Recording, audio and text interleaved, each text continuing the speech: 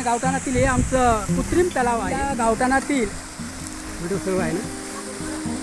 लहान लहान बच्चे लोक सुट्टी जेव्हा असेल तेव्हा त्याचा मनसोक्त आनंद लुटतात या ठिकाणी. आता काही मुलं आंघोळ करतायत, मन भारावून येतं आणि प्रचंड एक 25-30 फुटावरून वाहत असणारा कृत्रिम तलाव तयार करण्यात आलं. 500 मीटरवरून एक तिकडलं ओळाचं पाणी या सगळ्या गोष्टींनी कृत्रिम तलाव करण्यात आलेला आहे.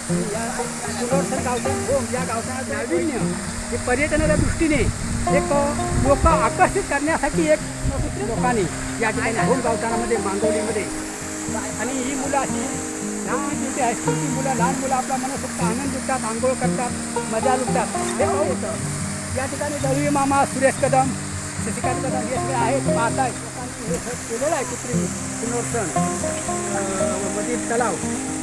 या ठिकाणी वस्तुस्थिती पाहता सुरुवातीला या ठिकाणी काहीच नव्हतं. धोरणात्मक या ठिकाणी ठरवून हा कृत्रिम तलाव तयार करण्यात आला.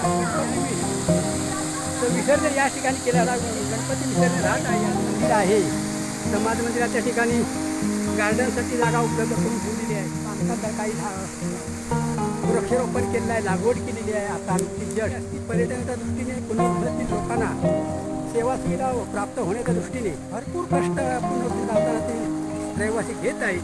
या पद्धतीने अशाच पद्धतीने सामुदायिक निसर्ग स्पॉट निसर्गरम्य स्पॉट आहे. आणि हे त्याच्या हे आकर्षितमध्ये एक तलाव धबधब्यासहित आहे.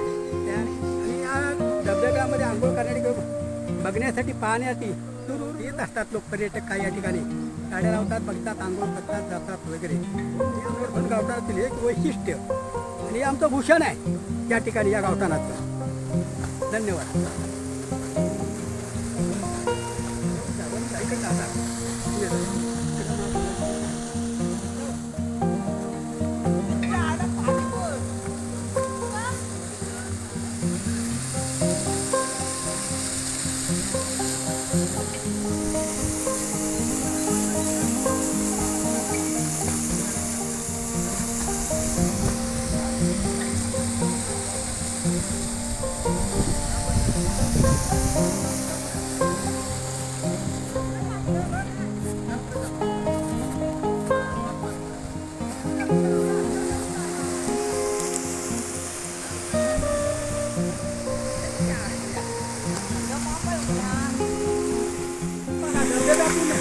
निसर्ग रम्य असा धबधबा आणि या धबधब्यातून कशी सावतांची मुलं कशी बघा धबधब्यामध्ये मनसोक्त कसा आनंद लुटत आहेत.